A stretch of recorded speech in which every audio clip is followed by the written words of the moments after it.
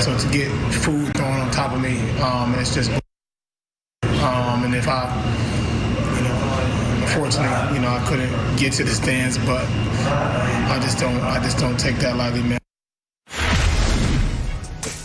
So LeBron was watching, chimed in with this. By the way, we as the players want to see who threw that popcorn on Russ while he was leaving the game tonight with an injury. There's cameras all over the arena, so there's no excuse, because if the shoe was on the other foot. A Wells Fargo Center issued a stern warning to fans for any conduct like this moving forward. Brandon, I'll start with you. What do you make of everything that happened here after the game last night? Yeah, I'm with LeBron on this. Enough's enough. Like, this is ridiculous. And this is what, the second, third time this happened to Russell Westbrook. This is unbelievable. We need the NFL, the NBA, the WNBA, the NHL to do something.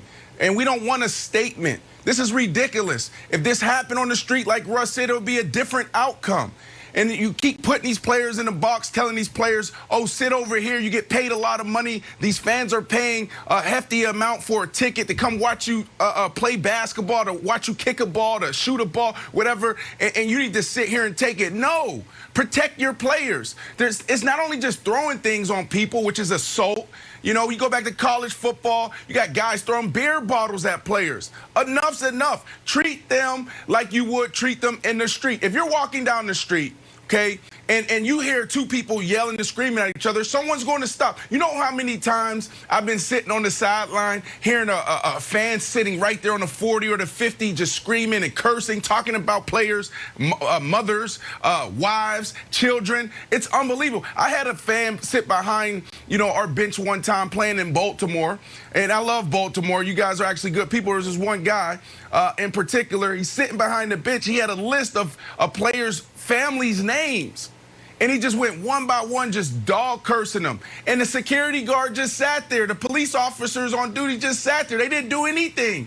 The team officials didn't do anything. It's time for the leagues to stand up and do something about this, because we're going to have another incident. What we're going to have, what was it called? The melee? What was it called, Malice Nick? At the Palace. When you had Meta World Peace? Palace. Yeah, Malice at the Palace. Like, so here's the thing about that, Brandon. All right. My job's to be honest. I'm just going to be honest.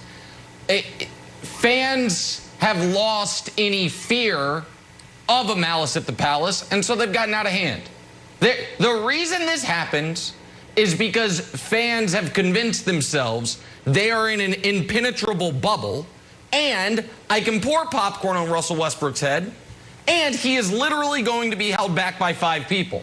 Now, it would have been bad for Russ, and it would have been bad in theory for the NBA had Russ gone up there and punched that guy in the face. But it actually would have kind of solved the problem. Because the only reason people do this, they think they are tapping the glass at the zoo. And these are caged animals who can't hurt you. First of all, it is obviously disrespectful. It's hugely problematic to treat athletes like they're animals. But one of the reasons people tap the glass is because it's so thick, the lion can't break through.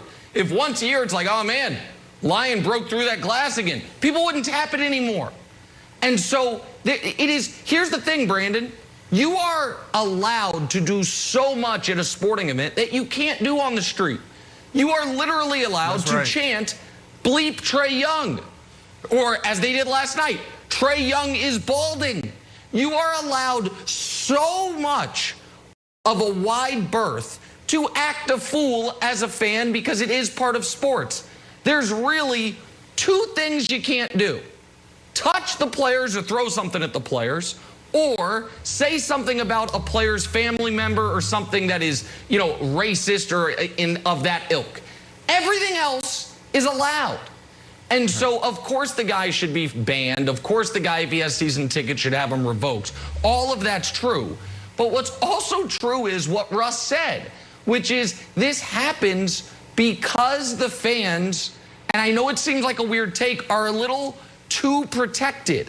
Wilds, I sent you a video the other day from just 25 years ago of Vernon Maxwell. I think something was either said to him or thrown at him. He walked up in the stands, hit the guy, walked back down to the huddle, and the game moved on. It's a different time, it was a different era. But back just, 20-some years ago, there was a real fear that if I go out of line, I am going to be met with the same response I would be met with if I go out of line on the street. And that's been removed. I understand why that's been removed. But if the NBA stance is going to be, under no circumstances whatsoever can you ever go into the stands, then the NBA needs to do a better job of ensuring there are fewer instances where a player would have a reason to go into the stands. Yeah, so I think that the NBA is going to take this incident very, very seriously.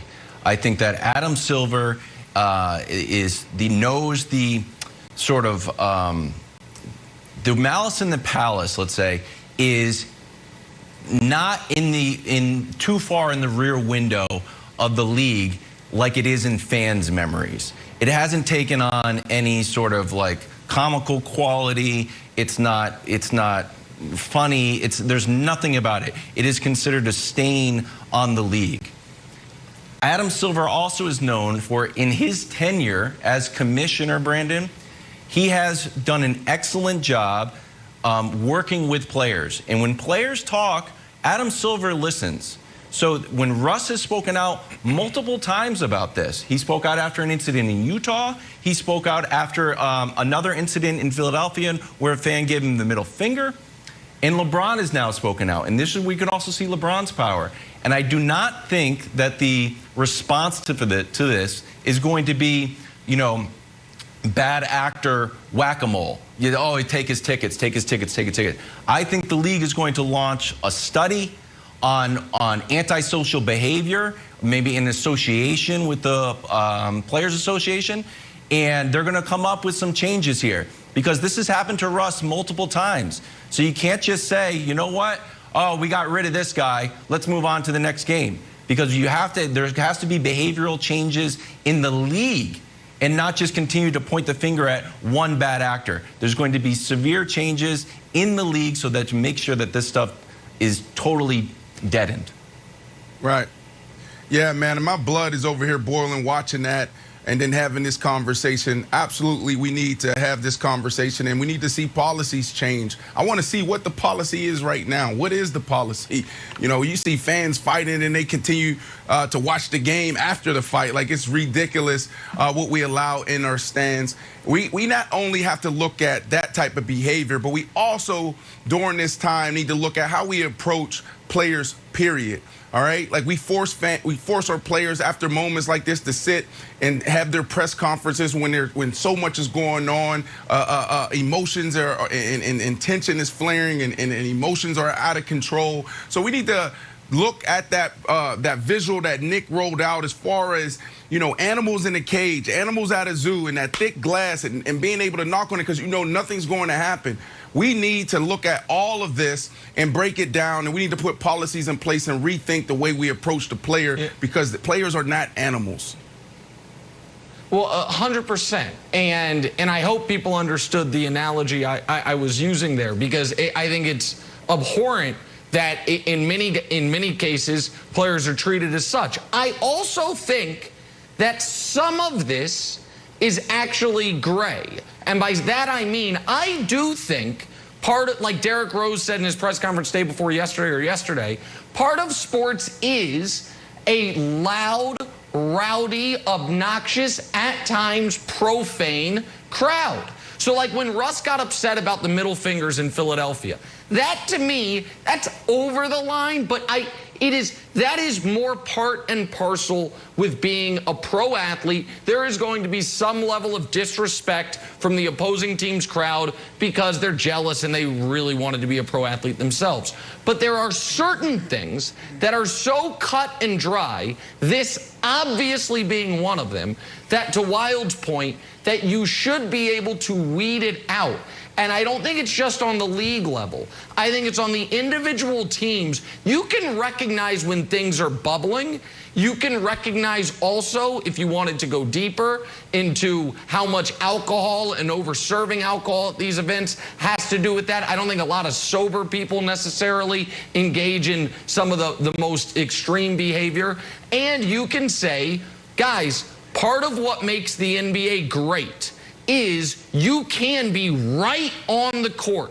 You can be closer to an NBA player in a game than anything else. And so the standards for folks who are going to sit within touching distance or throwing distance of the court, Brandon, is going to be high, is going to be very high, and it's going to be regulated. And another thing here, and I'll be quick here, a lot of the time,